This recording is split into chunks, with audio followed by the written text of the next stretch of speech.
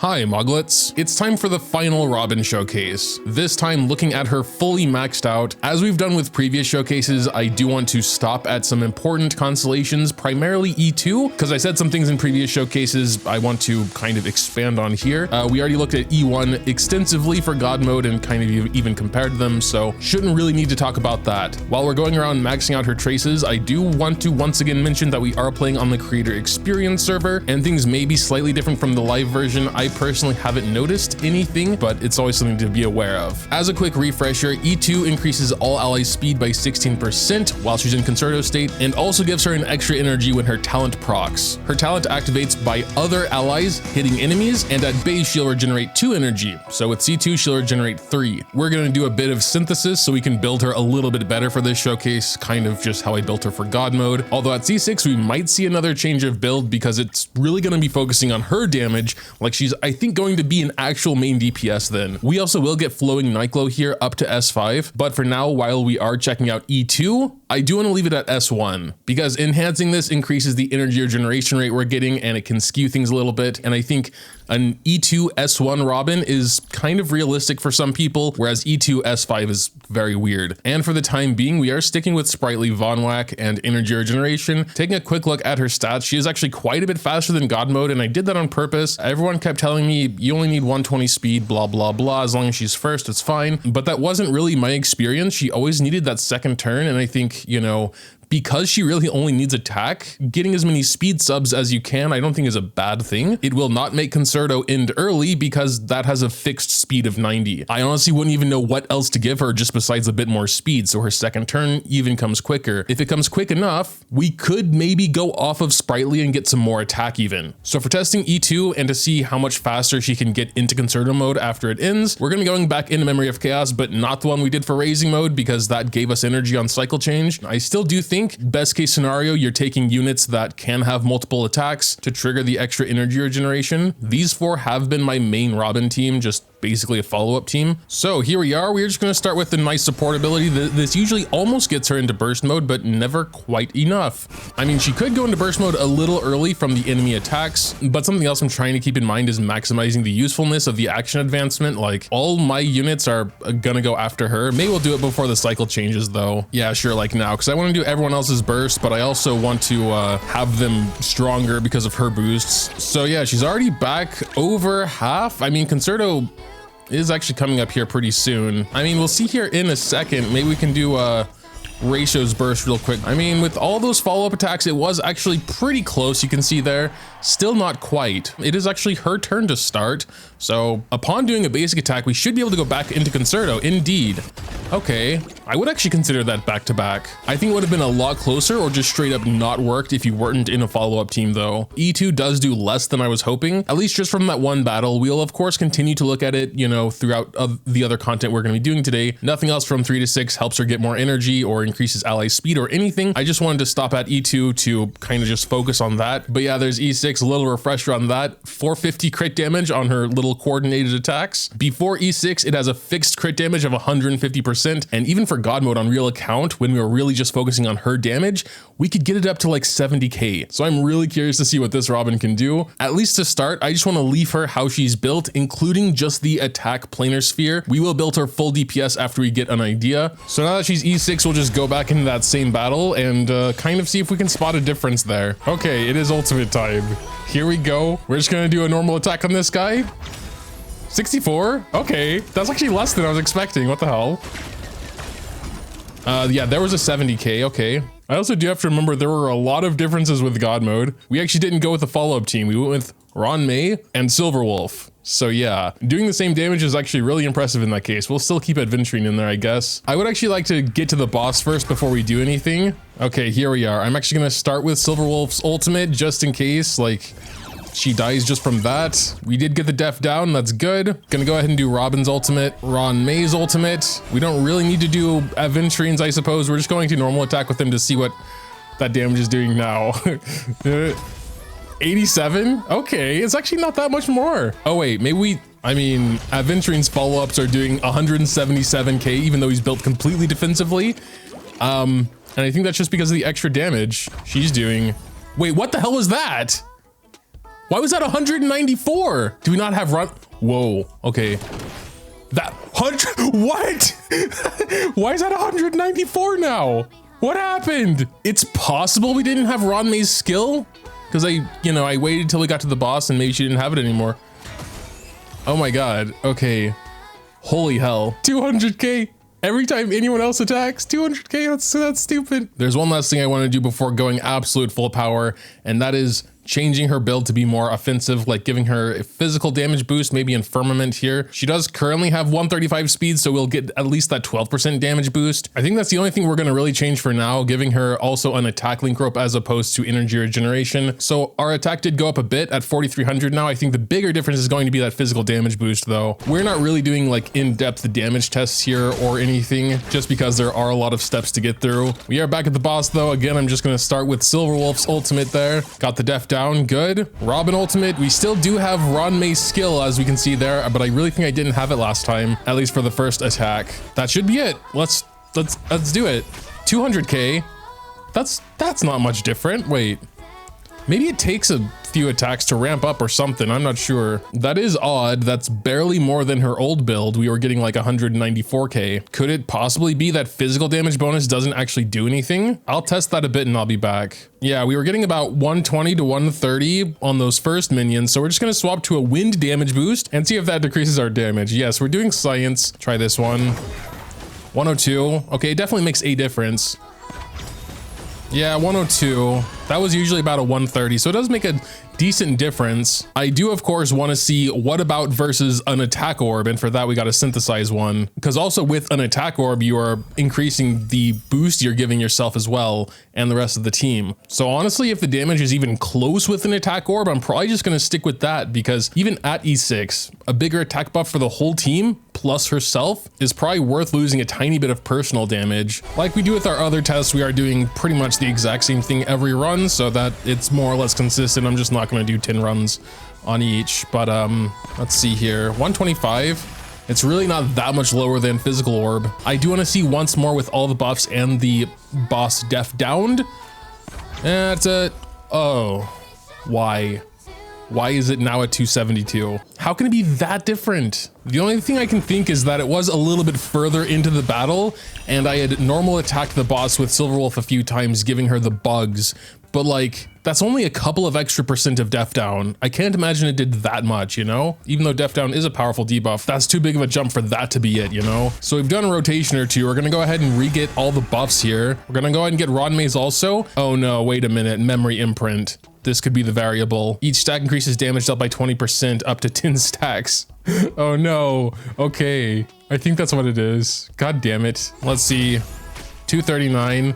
It's probably because we had one less memory imprint this time.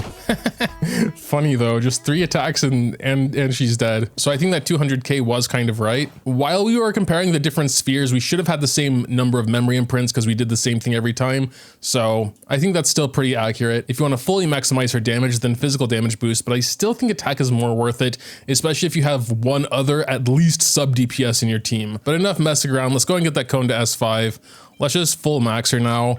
Boom, no turning back now. 96% attack boost and all allies damage 40%. I think we're gonna go in Golden Gears now, taking our good old Aventurine. He is still purely defensive built. I think for Golden Gears, that's how I'm going to leave him, but we will take Preservation Path this time. We will be trying Conundrum 6 again. Oh, okay. I did do Preservation Path like once or twice in normal simulated universe, but in Golden Gears, I kind of get it now. You can probably get some freaking massive shields here. Holy hell. We're gonna go investment sale here with a bunch of knowledge die. I don't know if anyone cares about that, but just for context, if you are a Golden Gears nerd, I don't like how we don't have Acheron, to be honest though, so we have to actually fight all the battles.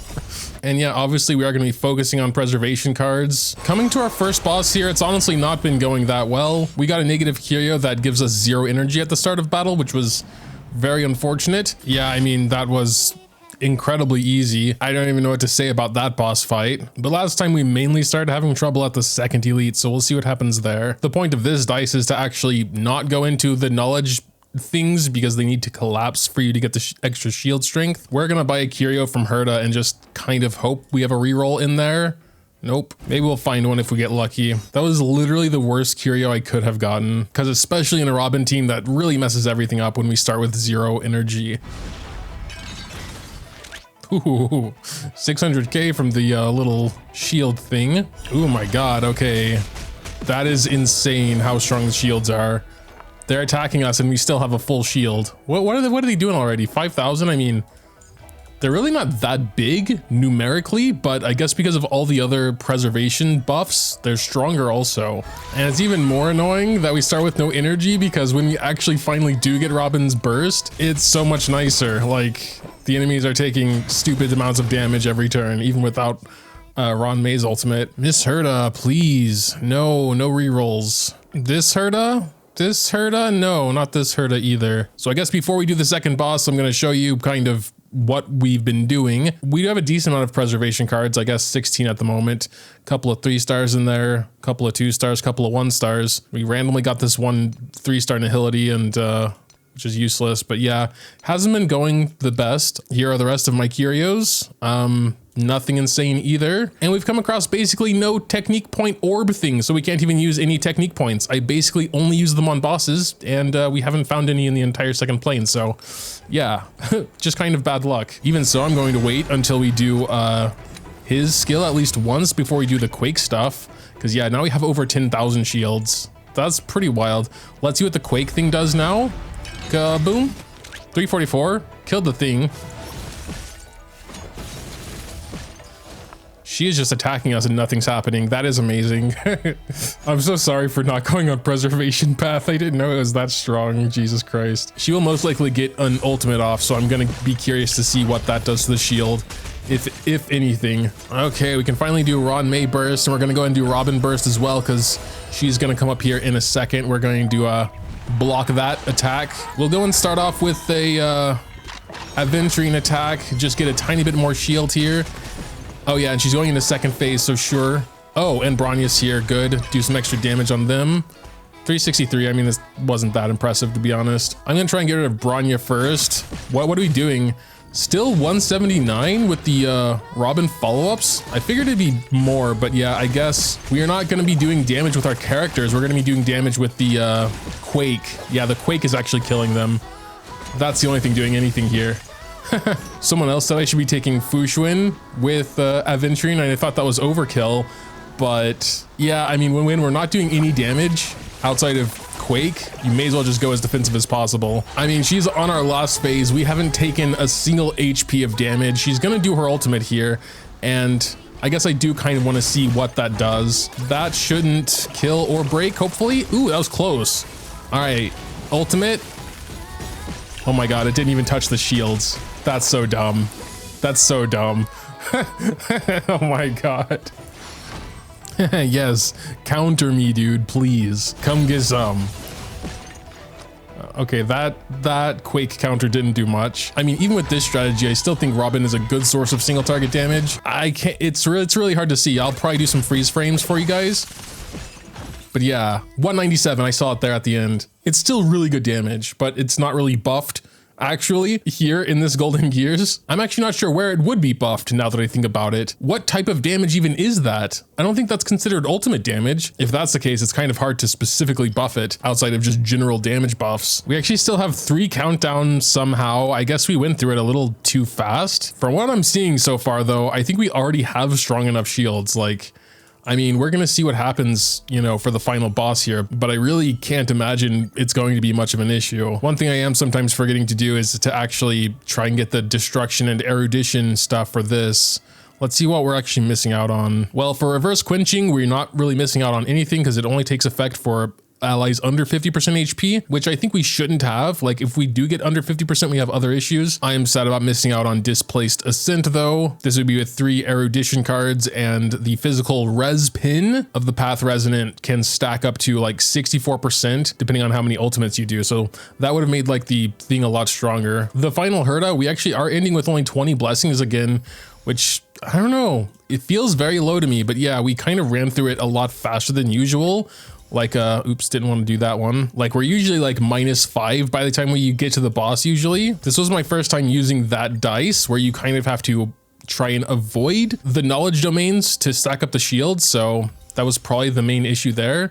We actually should be able to enhance every single preservation blessing we have. I'm still pretty confident about the boss though. We're gonna go on Argenti just mainly because he has fire weakness and we have Topaz. And all right, here we go. Do we get lucky enough to get a good one?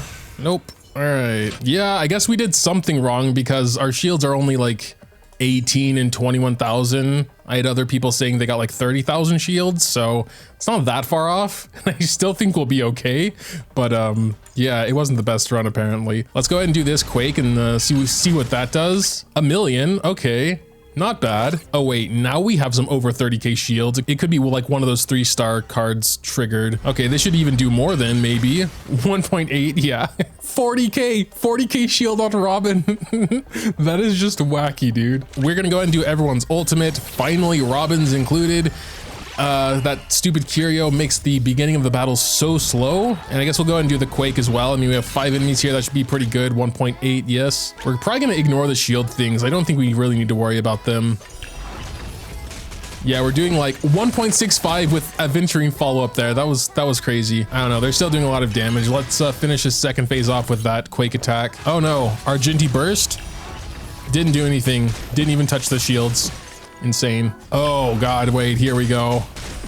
The shields are, I think they're all dead now. Actually, never mind. The shields started doing some big AoE attacks.